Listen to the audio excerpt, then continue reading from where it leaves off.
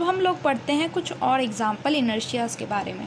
तो आपको एनसीईआरटी का पेज नंबर 118 दिख रहा होगा। इसमें एक छोटा सा फिगर बनी हुई है 9.7, आपको यहाँ पर कुछ दिख रहा होगा।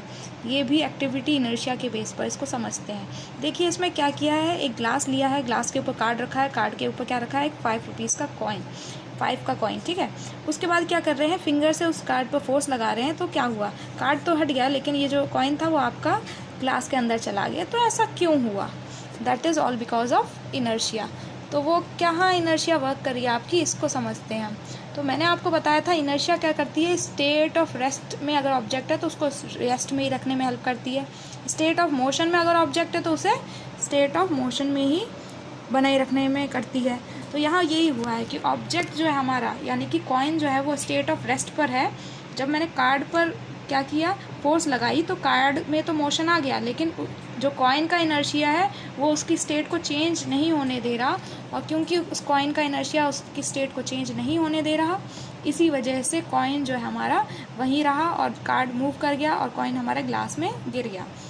ऐसे ही डे टू डे एग्जाम्पल बहुत सारे हैं। जैसे मान लो आपने देखा होगा कि किसी पेड़ पर फ्रूट लगे होते हैं, तो आप क्या करते हो, जाकर उस फ्रूट को लेने के लिए स्टोन मारते हो ब्रांचेस पे, और फिर भी फ्रूट आपका गिर जाता है। भाई फ्रूट पे मारोगे तो फ्रूट तो ख़राब हो जाएगा ना, खाने लायक नहीं रहेगा। ब्रांच पे मारो, फ्रूट फिर भी गिर जाता है।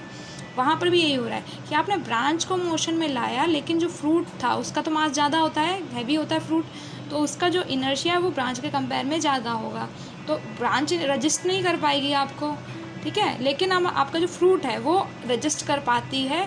क्या रजिस्ट कर पाती है, आप स्टोन से उसको मोशन में लाने की कोशिश कर रहे हो, लेकिन जो हमारा फ्रूट है वो क्योंकि उसका मास ज़्यादा है, इनर्शिया ज़्यादा लगा पाएगा, तो वो मोशन की जो स्टेट है जो आप लाना चाह रहे हो उसको रजिस्ट कर पाएगा और स्टेट ऑफ रेस्ट पर रहने की कोशिश करेगा, जिसकी वजह से क्या होगा, ट्विस्ट प्रोड्यूस होता है ब्रांच में और फ्रूट आपका गिर जाता है। ऐसे ही आपने देखा होगा घरों में मैट्स जो है, आपने देखा हो मम्मियों को, या कभी आपने भी किया हो ये काम, तो मम्मियाँ क्या करती हैं, मैट्स को जब साफ़ करना होता है फुट मैट्स को, तो किसी डंडे से उसकी पिटाई करती हैं और फिर डस्ट सारी निकल जाती है ना, उस जिसको हम बोलते हैं झाड़ते हैं उसको। तो वो बेसिकली क्या करना चाह रही है, उसमें क्या है कि हमने जब उसको डंडे से मारा तो मैट की जो कंडीशन है वो क्या हो गई, मूवमेंट करने लगता है। उसमें जो डस्ट होती है उसका इनर्शिया उसे मूवमेंट करने से रोकता है। रोकने की वजह से जो डस्ट है वो तो आपकी गिर जाती है और मैट आपका साफ़ हो जाता है।